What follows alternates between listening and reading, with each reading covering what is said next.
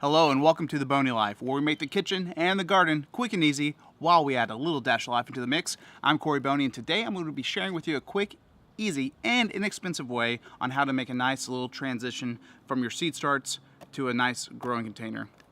Now, of course, the most inexpensive way is to save your transplants from the prior year, but sometimes you might not have enough, or you misplace them, or you recycle them because you didn't have space to keep them. So I was actually at the Dollar Tree to find a cheap spray bottle.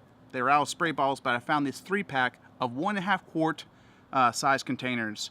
All you have to do is drill in some holes into the bottom for drainage, and you're good to go. So I got 3 packs for $3.24. That's 9 1.5 quart containers. These are really great for cucumbers or squash or melons that need a nice little room for their roots to grow in before you take them outside.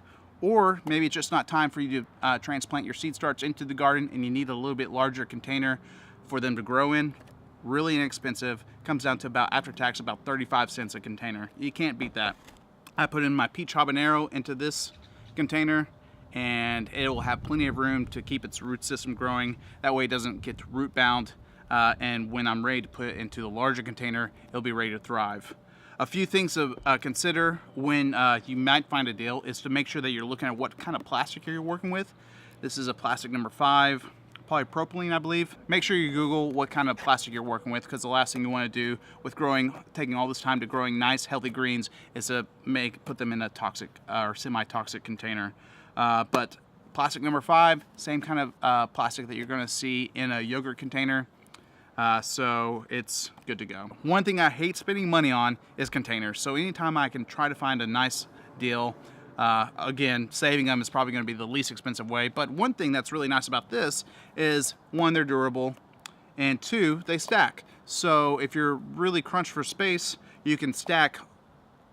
I could stack 50 of these if I want to, and they're all going to be uniform, and you can put them in a nice area that won't take up too much space. If you're saving all your transplants, they're going to be all different sizes, but absolutely this was a great deal.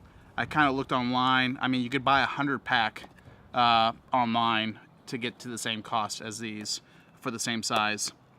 So anyway, just go to a Dollar Tree. You never know what you might find, but also take the steps to make sure it's also safe to use. Real quick housekeeping notes: if you're watching this video within the first few days of it being uploaded, to this week's live stream will be moved from April the 10th to April the 12th. I'll be out of town on Tuesday, so it will be away from our normal day. It will be April the 12th, Thursday at 7 p.m. Central Standard Time. I hope you enjoy this video. The main point of it is, if you're getting into gardening, just be creative. You never know what you might find, and don't be afraid to use it in your garden. Until next time, I'm Corey Boney with the Boney Live. Plan to make something and make it amazing.